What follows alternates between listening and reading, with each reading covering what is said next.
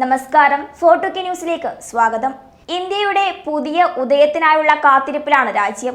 ഇതുവരെ ഉണ്ടായ അനീതിക്കും അക്രമത്തിനും അന്ത്യമായെന്ന് രാജ്യം ഒന്നാകെ പറയുമ്പോൾ പല എക്സിറ്റ് പോൾ കണക്കുകളും പ്രവചിച്ചത് നരേന്ദ്രമോദിയുടെ നേതൃത്വത്തിലുള്ള NDA സർക്കാർ വീണ്ടും അധികാരത്തിലെത്തുമെന്നാണ്.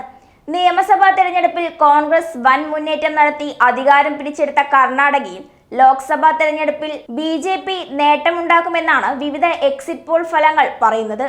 28 ലോക്സഭാ സീറ്റുകളുള്ള കർണാടകയിൽ 25 സീറ്റ് വരെ BJP നേടുമെന്നും ഫലങ്ങളിൽ പറയുന്നുണ്ട്. എന്നാൽ കർണാടകയിൽ കോൺഗ്രസ് ഇരട്ടയക്ക സീറ്റുകളിൽ വിജയിക്കുമെന്നാണ് ഉപമുഖ്യമന്ത്രി DK ശിവകുമാർ പറയുന്നത്. താൻ എക്സിറ്റ് പോളുകളിൽ വിശ്വസിക്കുന്നില്ല. ജൂൺ 4-ന് കോൺഗ്രസ് അധികാരത്തിൽ വരും. ഇരട്ടയക്ക സീറ്റുകൾ നേടി കോൺഗ്രസ് വിജയിക്കും. എക്സിറ്റ് പോളുകളിൽ കർണാടകയിൽ NDA മുന്നേറ്റം പ്രവചിച്ചതിന് പിന്നാലെയാണ് ശിവകുമാറിന്റെ ഈയൊരു മറുപടി.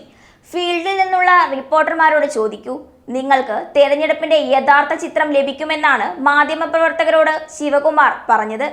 ഇന്ത്യ മുന്നണി 150 സീറ്റുകളിൽ ഒതുങ്ങുമെന്ന എക്സിറ്റ് പോൾ ഫലങ്ങളും തെറ്റാണെന്നാണ് ശിവകുമാർ വ്യക്തമാക്കുന്നത്. നിങ്ങൾ എന്നെ വിശ്വസിക്കൂ, രാജ്യത്ത് ഇന്ത്യ മുന്നണി അധികാരമേറ്റെടുക്കാൻ പോവുകയാണെന്നും ശിവകുമാർ കൂട്ടിച്ചേർത്തു.